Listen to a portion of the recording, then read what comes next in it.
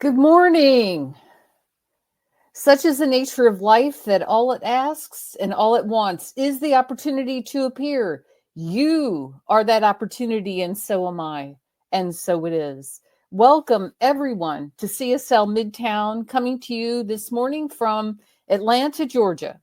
We are so pleased that you have joined us today. We welcome you. We welcome all people, no matter who you are or where you are in your life. We welcome you whether you're listening online live right now or whether you're listening to our recording. Our center is a reflection of the beautiful diversity of life everywhere. So we welcome you. Whatever brought you here today, know that you are in the right place. This is the right time for you to be here. You are welcome to participate here today and to become a part of this community. And we're hoping that those of you who are watching our broadcast on a social media platform will like and share this with your friends. For a better understanding of who we are and what we teach, let's listen now to our Declaration of Principles. It's written by our founder, Dr. Ernest Holmes. A few of the Declaration of Principles we live by. I believe in one God, one absolute power, and first cause to all things. I believe that this power is perfect love, and it creates out of a desire to express love. I believe all thought is creative, and how I choose to think creates my personal experience. I believe in the unity of all life, and the immortality of the individual soul forever unfolding. I believe in the eternal goodness, the eternal loving kindness, and the eternal givingness of God to all. And so it is. So grateful.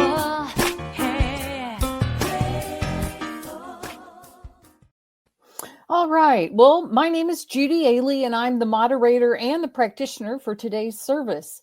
And today we are continuing our monthly theme of radical interconnection. And this week's topic is ripples, the art of mindful living. In a recent article in the New York Times that caught my attention this past week, it was basically a report card on well-being in the United States. You know, the American economy has grown faster than every other high-income economy over the past few decades, even with the pandemic. But by many other measures, our well-being, especially health and happiness, the United States right here, fares worse than many other rich countries and has fallen even further behind since the 1990s. As you might guess, the United States has outperformed in productive might and innovation, but it has not led to rapidly rising living standards for most Americans. The study concludes many things, but one that jumped out at me is we are so wealthy, but so unhappy. We have been focused on economic growth at the cost of being less focused on happiness and well-being. And that happiness and well-being are tied less to economic conditions than people might assume. Well, you might be thinking, well, none of this is surprising to me. Or you might be thinking, what does any of this have to do with religious science or this teaching? Or you might be thinking, of course, having lots of money is great. I actually need lots, more to be really happy. As someone who's been studying this teaching for many years, I would definitely agree that having wealth and great prosperity is a good thing. In fact, here we believe that money is God in action. So money is a good thing. But the question we are asking ourselves today is, when do we know that we are enough? And here we're talking about the art of mindful living. I love the idea that having a life that is lived mindfully is an art. What are our values? Do we live intentionally, knowing that we can choose to embrace the idea that we are enough? Do we know that we can choose well-being? What do you think you need to be content and happy? A certain car, certain relationship, a certain level in your bank account? What's on your list? How attached to this list are you? But where does true mindfulness and well-being come from? I think it rests in knowing that we are whole and complete just the way we are. Back of our unhappiness is the thought that we are not enough, that there is not enough, and not enough good, not enough love, not enough money, not enough health, not enough peace. But in this teaching, we know that we are immersed in an infinite supply of every good thing. There are no shortages. Let's get in the habit of choosing to live mindfully. We want stuff that we think will make us happy. We seek things outside ourselves. But the truth is that these outside things cannot be that which fills us and fulfills us. Living mindfully starts with listening to ourselves, listening to our heart of hearts, and even to our bodies. What are the messages that we are getting there? Are we paying attention to this intuitive knowing, to our heart of hearts? This to me is a definite clue to living and choosing to be immersed in well-being and to find that artful way of living mindfully. I will close this part in a quote that spoke volumes to me, and it's from Ernest Holmes. And this is what he says: talk to yourself, not to the world. There is no one to talk to but yourself, for all experience takes place within. Conditions, or your life, are the reflections of our self-talk, reflections of our meditations, our inner talk, and nothing else. So I would ask you today to think about how you are talking to yourself. What are you creating in your own mind? This is what you experience in the world. And I will also add that even physicians in the area of neurology are saying that we create in our own mind what we experience in our bodies and in the world. So I'm going to transition now from these thoughts into leading us in a spiritual mind treatment or affirmative prayer. And after I finish that, we will have some music for reflection.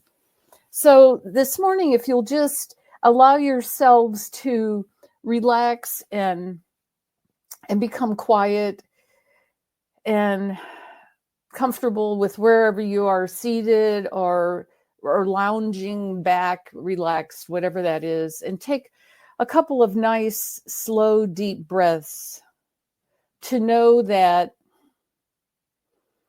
as we do this, that we realize and we recognize that this presence, this power, this life, this field of energy that we live in is all that there is. And that it is one and whole and complete in itself, and that it is a power for good. It is a power of vibrant health. It is a power of endless opportunities. It is a power of love. It is a power of wealth and opulence. It is a power of peace, of joy, of happiness, and fulfillment. This is this presence. And it is only desiring to express through us. And I know that I am, and that each one of us here listening to this right now is one with this presence, one with this power, one with this goodness, that we are never separated from it, no matter what the appearance may be. And so that because of our oneness and our recognition of it, we now can take our moments to know the truth about ourselves, to state what we desire in our life. So I know for myself, and I know for those listening, I know that the truth of me is absolute, perfect, and vibrant health in every single way, down to the most minute, microscopic, multi-cellular level. In every organ, every cell, every joint, every muscle, every capillary, every artery, every vein, every part of me is absolutely functioning with perfect, vibrant health. That I am clear that this is my natural state of being, and I let all else fall away. I know that the truth of me is that I live in a world of endless opportunity, of great love, of opulence and abundance, of peace, of love, and that there are opportunities all around me to express this goodness in the world, and that I see those opportunities and I take those opportunities. I also know that I treat myself well, that I take time for self-care and self-love and self-nourishment. And that as I do these things, that I know that my body and my life and my world reflects that as peace, as ease, as a life that is fully lived and meaningful. So I just turn away from any idea of struggle and strain. I turn away from any idea of lack or limitation or of not having enough or of not being enough. I turn away from all of that, and instead I embrace and know that absolutely all is well. All is well in my life in every way. And that as I open up to these principles in the world, these principles, these spiritual principles of how the world really works, that I embrace them, I understand them at a deeper and more clear level, and that I am able to work these principles in my life, put them into practice, and that my life reflects back to me a life that is good in every way. So I'm just grateful for being here this morning. I'm grateful for knowing these truths, and I release this treatment now, absolutely knowing that it is so, and so it is. We want to welcome back to our center this morning Reverend Dr. Alma Stevens. She goes back to her spiritual journey beginning in the 1960s, which doesn't seem that long ago to me, but it was a long time ago, right? She became ordained as the Centers for Spiritual Living minister in 1982, and she was the senior minister at the Inner Light Center for Spiritual Living until she retired in 2017. But she's still very active in our movement. She's the author of many affirmative prayer books and other books too related to our teaching. Her latest book is Heal Your Mind and Your Body Will Heal. Welcome back to our center, Reverend Dr. Alma Stevens. So good to see you. Thank you. Thank you. It's my privilege to be here. Good morning, all. After listening to Julia's spiritual mind treatment and her introduction, she tapped on so many of the ideas that I wanted to share this morning. I said, well, I might as well just ask that we just sit here and just be quiet, because she did a very good job in the introduction of living mindfully. And thank you. Our theme, radical interconnectedness. And I'd like to say that I like to stay with the theme, or the theme builds group consciousness. So if anyone in the group is not feeling well, and they simply think about someone in the group or think of the group, that energy is transformed to them, and they can move just a little faster. That's the purpose of groups. So our theme, radical interconnectedness, is shared in our topic, the art of mindful living. As religious scientists, we have a tendency to focus too much on the science of mind, and not the living, as it is as much of an art as a science. Webster defines art as human creativity. Every moment we are creating, and we never create in a vacuum. Every moment we are co-creating with all beings alike, not as well as all who have ever, not as well as all those who have ever lived. And every moment we are weaving and are woven into a greater tapestry of inner being. Our theme for the month serves as a reminder of our responsibility as light workers to stay conscious, to stay alert, aware and awake of our consciousness is needed now more than ever in human history. It is a reminder of who we are as co-creators of the universe. It is a reminder for us to be still and know. Mindful living is a way of life to live in the state of love. I share a story told of a young Buddhist scholar who selected vegetable gardening as a mindful practice. He said to his teacher, "I enjoy growing lettuce, tomatoes, and other vegetables, and I like to spend time gardening every day." So his teacher said, "Well, you should spend your time writing poems. Your poems are so beautiful. Everyone can grow lettuce and tomatoes, but not everyone can write poems like you do." He said, "If I do not grow lettuce, I cannot write poems. When I take care of the lettuce, of watering the garden, of digging in the earth, I do not think of poetry or writing. I focus my mind entirely on taking care of the lettuce, watering the vegetables, and so on. I enjoy every moment and do it in a mode of thinking."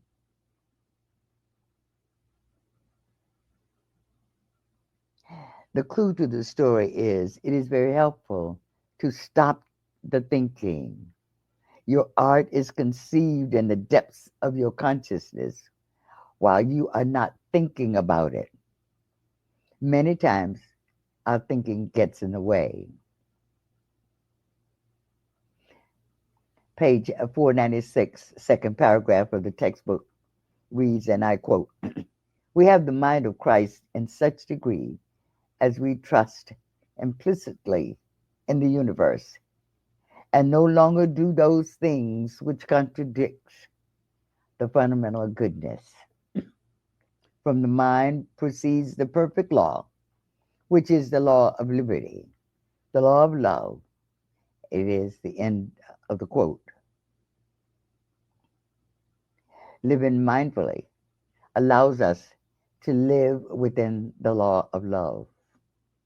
For we are told now the only energy that is coming to the earth is the energy of love. And we are now being called as conscious beings to participate in the transformation of our world, to understand our interconnectedness with all life. And we first have to understand how we are interacting with all that is as a personal as a personal experience. When I read this in the textbook some 65 years ago, I did not understand it.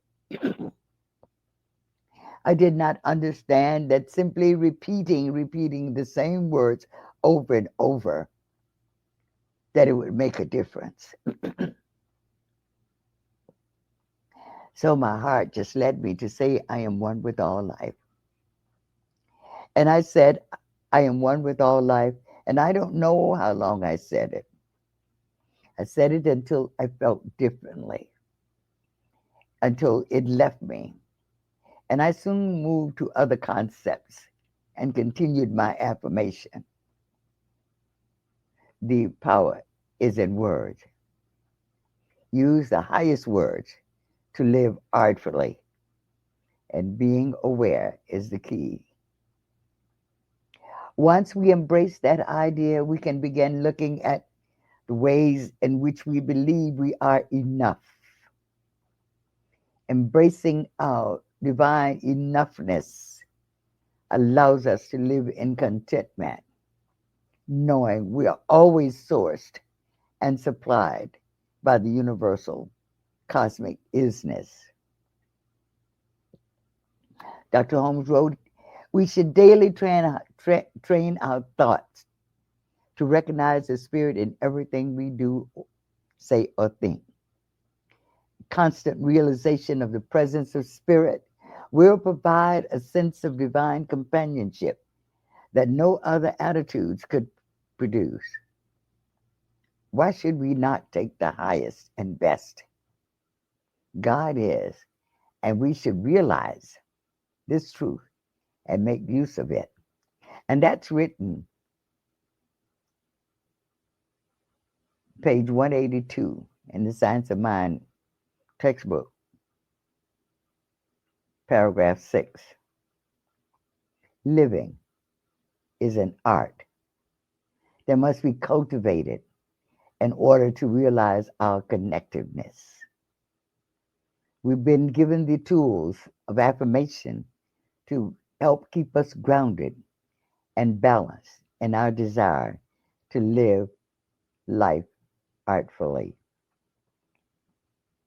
And this work, if it is deep enough, will cause us to rub up against our own biases and beliefs that keeps us separate and keeps us from contentment. Becoming aware of those biases and hidden beliefs is how we begin the process of transforming them, and in turn, transforming the world. And there is no better time than now to do so. Dr. Holmes wrote in this thing called You, it is certain you will have to love yourself first and then your fellow humans if you wish to be happy. Your union with God implies your union with everything. Do not be afraid of this. Do not shun the thought of it. Divine union means union with everything. And I looked at this sentence. He said, don't be afraid of it. Do not be afraid of it, of this. And then I thought about, according to history, at the turn of the century when this book was written, many humans were afraid of each other because we all looked differently. We were evolving as human beings, and we did not all evolve at the same rate. So it was necessary to write the book in terms of the mass consciousness at the time. Understanding that the Science of Mind was written 100 years ago with a different mindset of people who are now the same people helped me to understand much of his writings. Page 235, fifth paragraph, and I read, we have learned that there is only one substance out of which everything is made: cabbages and kings, hands and houses, money and men. Consequently, any wrong condition in the human body is made from exactly the same substance from which the more perfect form is created. That's the end of quote. I find the word substance. 100 years ago, could not, the word substance, or the word energy, if you will, was substituted for substance. 100 years ago, we were not ready, or our minds were not ready for the transformation of consciousness to energy. Tesla said, if you want to find the secrets of the universe, think in terms of energy, frequency, and vibration. And so we look to the history of the evolving human being to understand this message to us. And I understand this quote to mean that since words have power, and words are the means, ways words are words are the way we communicate. The highest words vibrate to create the art of living artfully.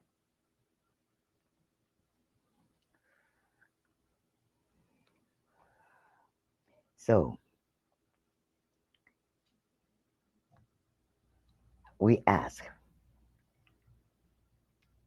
as a first concept, what is your intention in living artfully?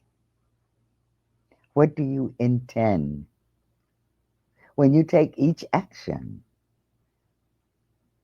What do you expect to happen as a result of your action? Think about it. For your intention sets the foundation for what you will receive. I'll say that again. Your intention sets the foundation for that which you will receive.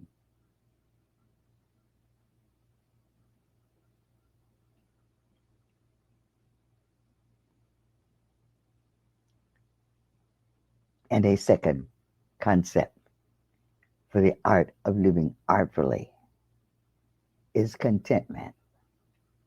How content are you? Are you so content to the place that whatever comes up, there is no thought about it? You are simply going with the flow, as we say in religious science. I'm simply going with the flow.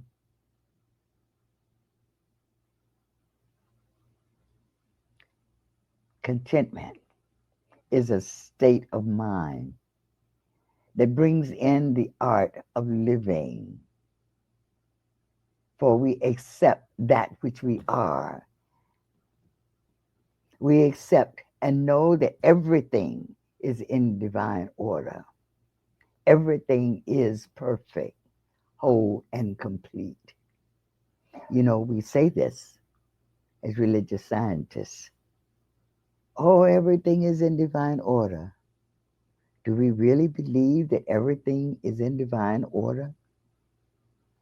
I see just a little bit of discontentment when we are moved to say those words. For then, to me, that means that we simply need to practice. And religious science is a practice. We were told many years ago by a giant, or as I call it in religious science. Religious science is a do-it-yourself religion, and you do have to do it yourself. After these many years, 65 years of continuing practice of religious science, I've found that I do have to do it myself. And when I set my intention to rise above all fears, all doubts, all anger, then from the highest point of my mind comes just simple words for me to speak, for me to hold on to. And I usually reach for the word love. And that's when I find, yes, much contentment in just simply saying the words, I love myself.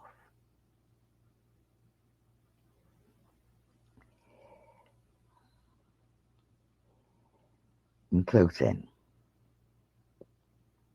if we can remember just two things that we've shared this morning, the art of living artfully. And that is to remember that our intention sets the foundation for our demonstration. Remember, that brings us into that state of contentment. And let us pray.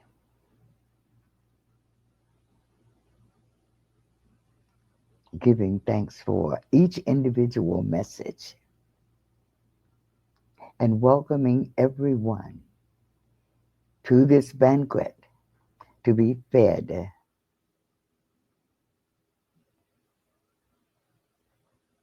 to move through any and all events, conditions, and situations that arise in, in our life and in the world, as we are light workers and we remember who we are.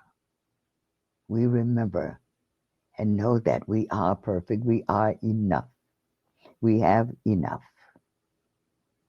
And that we are the ones that we are looking for.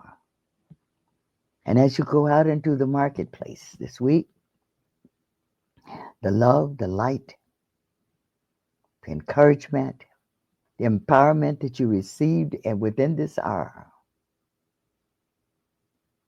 goes before you in the form of the highest energy, making your way perfectly clear. Until we meet again, God goes with you. And so it is. So we let it be.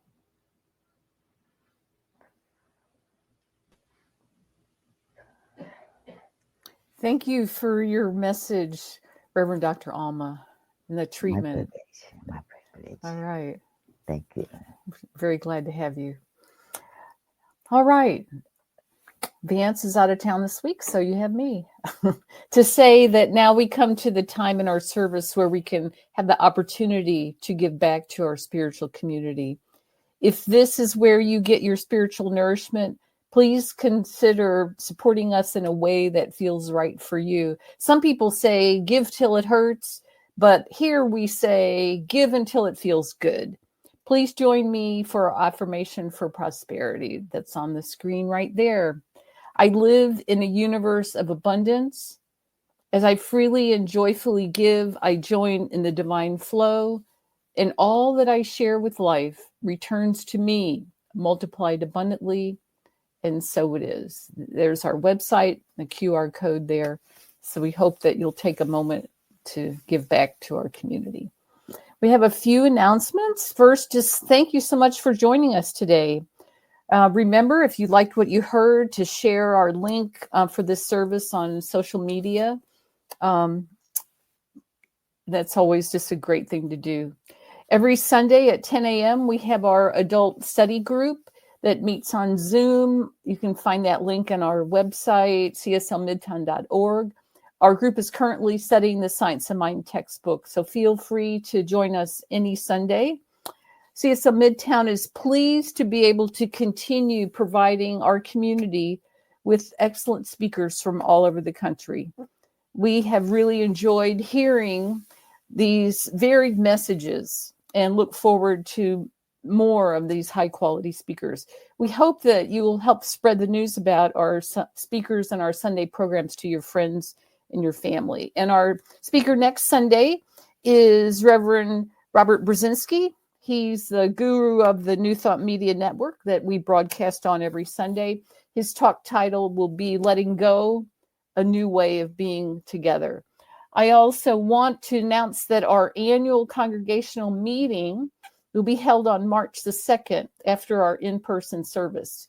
We meet in person at the Garden Hills Rec Center the first Sunday of every month. So I hope you will consider attending. Also, our center is preparing to participate in the co-creation process. And this process will begin with a congregational workshop, which will be held on Saturday, March the 22nd.